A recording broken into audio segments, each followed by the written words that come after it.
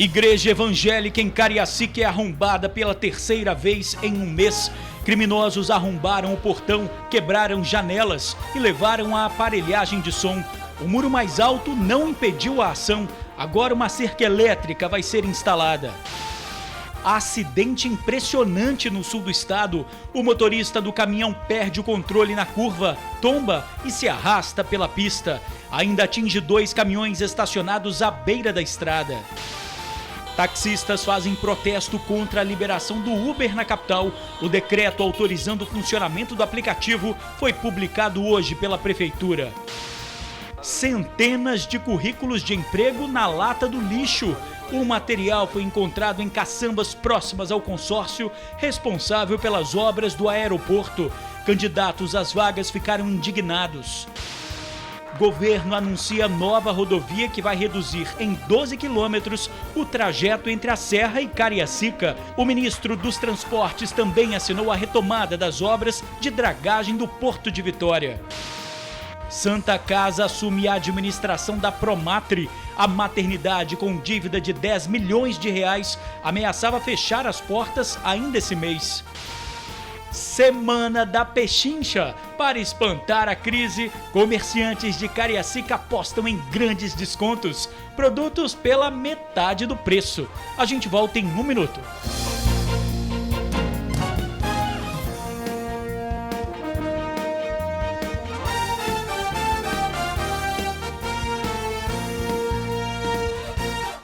Olá, boa noite. Mais uma igreja foi alvo de bandidos na Grande Vitória. Os criminosos quebraram vidros e levaram os equipamentos usados nos cultos. Um prejuízo de mais de R$8 mil. Os invasores arrombaram o portão da igreja, quebraram vidros das portas e levaram a mesa de som, que estava avaliada em R$5 mil. O furto na igreja evangélica do bairro Vila Isabel, em Cariacica, aconteceu na madrugada de sábado para domingo. Quando os diáconos chegaram para preparar o culto, descobriram o prejuízo. Dessa vez eles deram prejuízo de uns R$8 mil, entendeu? Quebraram aqui nessa porta, igual você está vendo aqui, lá nos fundos, entendeu? E a gente chegou de manhã, o pessoal já estava aqui, entendeu? Levando maior susto, né? No mês passado, a igreja já tinha sido invadida 2 vezes na mesma semana. Nessa ocasião, os criminosos levaram eletrodomésticos da cozinha. A coordenação da igreja descobriu por onde eles entraram. Foi por esta parede, porque ficaram marcas de pés e mãos. Então, para tentar impedir uma nova invasão, ergueram um pouco o muro, o que não foi suficiente. Agora, eles começaram a instalação de uma cerca elétrica. O diácono contou que os fiéis ficaram tristes e decepcionados com o arrombamento, porque já acontecem tantos crimes na região e agora nem a igreja está sendo perdoada. Agora eles chegaram ao fim da história, né? Porque mexeu aonde nunca devia, que as coisas do Senhor, né? A gente sabe que as igrejas estão sendo perseguidas, mas é muito triste isso, sem dúvida. Protesto de taxistas pelas ruas da Grande Vitória. Eles são contra a liberação do Uber na capital. Eles chegaram fazendo barulho em Vitória. A tarde começou com um protesto de taxistas na capital. Eles vieram de vários pontos e se reuniram na Praça do Papa. A reclamação foi contra os motoristas do Uber. Dizem que a novidade vai atrapalhar a atividade dos táxis aqui na região. O taxista não teme a concorrência, o taxista teme a concorrência predatória, a concorrência desleal. São preços muito baixos que não tem condição de você competir com esses preços. É uma ilusão dizer hoje que o Uber vai estar cobrando um preço bem mais baixo, mas estará cobrando preço baixo através do sacrifício dos tais motoristas parceiros que o Uber diz que tem, mas que na verdade não tem parceria nessa brincadeira da Uber, não. Ninguém aqui está com medo de concorrer com ninguém. Simplesmente nós queremos uma concorrência leal. Nós queremos que eles trabalhem na mesma norma que a gente. Até quem trabalha em Vila Velha está se sentindo prejudicado. Eles entram com dump pela metade do preço, entendeu? E fica deixando o nosso serviço para baixo, né? Ao contrário do que todos esperam, vai ser um caos. O trânsito vai ficar maior, são 5 mil carros, entendeu? Complicado demais, irmão. O decreto municipal que regulamenta o aplicativo do Uber foi publicado nesta segunda. Ao contrário dos taxistas, tem muita gente gostando da ideia. É bem mais barato, né? Uma corrida. Conforto, pontualidade, não que os táxis não seja pontual, mas vai ser mais uma variedade de transporte. O secretário de Transportes de Vitória diz que a prefeitura só está regulamentando uma coisa que já existia. A gente não tem como proibir que um aplicativo entre. Agora a gente tem como regular o uso do viário público, visando buscar qualidade do serviço, segurança para o usuário, higiene, né? E uma tarifa justa. Essa tarifa também é regulada pelo município, ela tem um teto, esse teto não pode ser ultrapassado e a operadora tem responsabilidade com o tributo. A assessoria do Uber informou que ainda não tem previsão para implantar o serviço na capital, mas já confirmou que reuniões estão sendo feitas com motoristas interessados em participar. Acidente impressionante no sul do estado.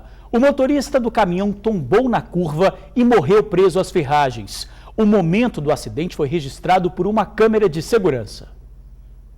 O motorista do caminhão, carregado de carne, perde o controle na curva e tomba. O acidente aconteceu na S-164, local conhecido como Curva da Morte. O condutor descia a Serra de Soturno, em Cachoeiro, quando perdeu o controle do veículo. Veja novamente. A impressão é que o condutor nem tentou fazer a curva. O caminhão tomba em alta velocidade, atinge o muro e ainda bate em outros 2 caminhões que estão parados na estrada. O baú se rompeu e toda a carne de carga ficou espalhada. Repare que havia pessoas perto dos 2 caminhões estacionados à beira da pista. Eles conseguem correr e por pouco não são atingidos. O corpo do motorista ficou preso às ferragens e foi retirado pelos bombeiros. O trânsito foi interrompido nos 2 sentidos. Muito óleo ficou espalhado na pista. Uma equipe dos bombeiros trabalhava para fazer a limpeza. O motorista ainda não foi identificado. Agora você vai conhecer o Alexandro, desempregado, casado, pai de 2 filhos. Há meses vive a angústia de milhões de brasileiros que sonham em voltar ao mercado de trabalho. Em meio às expectativas, a decepção de ver o currículo jogado no lixo. Isso mesmo, o dele e de outras centenas de candidatos.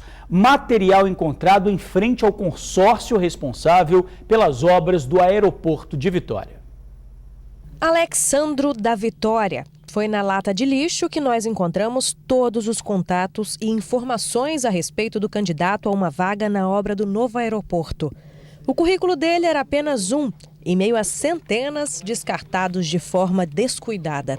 O Alex, que há cerca de 1 ano espera por uma ligação com a chave de volta para o mercado de trabalho, ficou surpreso e entristecido com a notícia. Muito chateado, porque quando a gente entrega um currículo, a gente cria uma expectativa de que algo bom pode acontecer, que a gente possa estar arrumando um emprego. Aí, de repente, a gente chega e descobre que esse currículo, que tem meus dados pessoais, tudo, meu endereço, descobre que está no lixo, cara, a gente fica sem chão, né? Os currículos foram encontrados por desempregados que disputam vagas de trabalho nas obras do aeroporto. No vídeo feito por eles, está clara a falta de cuidado em manter o sigilo dos dados profissionais. Muitos currículos ainda estavam dentro dos envelopes. Infelizmente, hoje, para infelicidade, a gente vem e se depara com um caso desse aí, os currículos jogados na lata de lixo. Pegar e descartar de qualquer jeito, aí um criminoso vem, pega o currículo da gente e pratica crime. E aí muitas vezes a gente tem essa dor de cabeça com o documento da gente. A empresa responsável pelas obras do aeroporto informou por nota que a lixeira em questão está localizada em área externa e que o material descartado não pertence a ela. Mas, assim como os desempregados que encontraram o material, Alex confirma que entregou sim o currículo dele exatamente naquela portaria há cerca de 1 ano e que ainda aguardava um retorno da empresa, mesmo que fosse negativo. É difícil também quem acreditar agora, em quem confiar.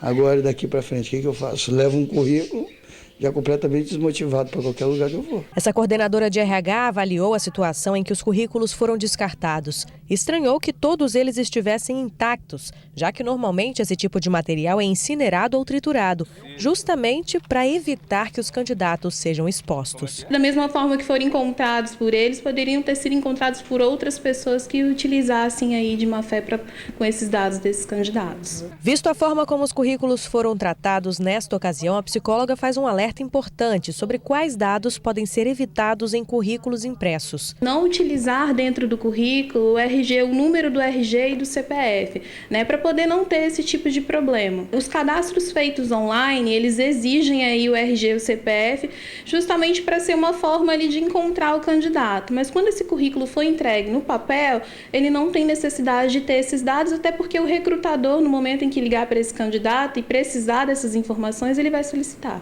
A psicóloga explica que esse tipo de situação causa desânimo em quem já está com a autoestima afetada pelo desemprego, mas que, como essa não é a realidade dentro da maioria das empresas, o certo é relevar o incidente e partir para outra. Nós trabalhamos com os sonhos das pessoas. Eu acho que quando a pessoa traz o currículo, ela almeja aquela vaga, é o sonho dela. Eu acho que nós devemos ter respeito em relação a isso, e buscar trazer os retornos, porque isso faz com que a pessoa tenha credibilidade também na empresa.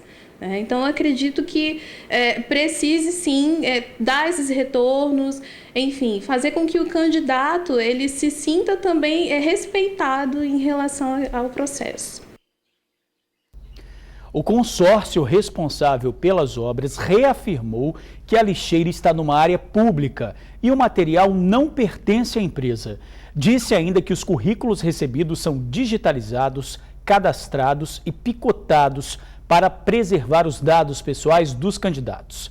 Então, permanece a dúvida, O Alexandro confirma que o currículo mostrado na reportagem foi deixado meses atrás no consórcio. Estranho o documento ter sido achado ali, tão perto e no lixo.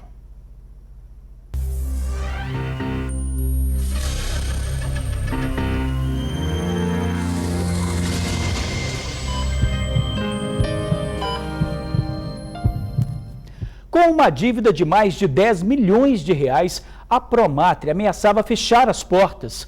Mas a Santa Casa de Vitória assumiu a maternidade e promete ampliar os serviços, inclusive o número de partos. A faixa no portão dá as boas-vindas e avisa que a Promatre está sob nova administração.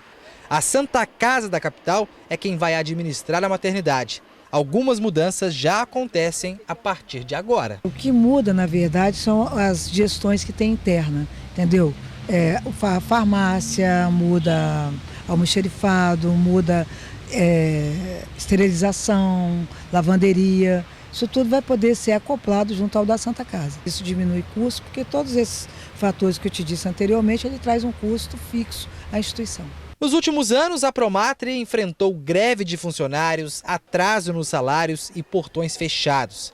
A nova provedora acredita que isso não deva voltar a acontecer. A remuneração de SUS ela é muito pequena. Então, assim, precisa da participação da prefeitura, entendeu? Um olhar melhor do governo do estado. Mas eu acho que isso a gente vai conseguir e vamos caminhar buscando essas parcerias que a gente já tem dentro da Santa Casa, a gente vai estender para a Promatre. A expectativa da nova administração é aumentar até o fim do ano o número de partos, que hoje está em mais ou menos 400. Para isso, toda a estrutura de ginecologia e obstetrícia da Santa Casa de Vitória agora vai funcionar aqui na Promatre. A Promatre tem uma dívida que ultrapassa os 10 milhões de reais. Os credores são fornecedores e prestadores de serviço. A ideia é quitar o débito em até 24 meses. A gente está indo muito bem nas negociações. Eu tenho certeza que daqui uns 2 anos, ela vai estar saneada. Você estando negociado e cumprindo com o que você negocia, a gente já consegue andar bem. A maternidade localizada no Forte São João passa a se chamar Santa Casa 2, Unidade Promatre. A antiga maternidade da Santa Casa passa a ser um hospital-escola, onde os alunos complementam a formação.